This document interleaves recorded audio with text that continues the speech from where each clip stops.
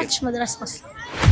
ما رحتش مدرسه ليه طيب؟ مدرستي في البلد وأنا قاعد هنا، هنزل البلد إن شاء الله. طب انت ايه اللي جايبك من هنا القاهره وانت أنا شغال هنا بس هنزل البلد كمان أسبوعين. قاعد لوحدك ولا مع؟ لا معايا أبويا وأمي. انت اللي بتساعد باباك ومامتك؟ هم شغالين عادي معايا.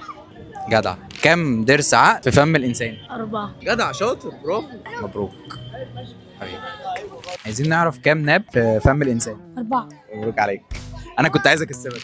الحامل ينفع تحشي ضرسها؟ اه. برافو. سقف لها بقى، سقف لها. برافو. يلا مبروك.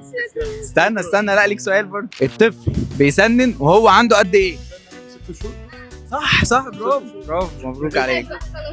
ايه ده خلاص كده. الطفل بيبدأ يسنن وهو عنده قد ايه؟ 3 شهور 6 شهور 9 شهور؟ لا 6 شهور. اتفضل دي جايزة حضرتك. اسألك انت بقى سؤال سهل. ماشي. الانسان يعني بقه بيبقى اسنانه داخله في بعض او ضروسه معوجه، بيروح عند الدكتور يعمل ايه؟ اديني اختيارات.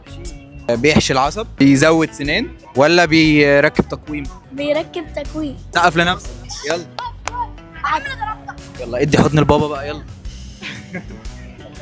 يلا اتفضل.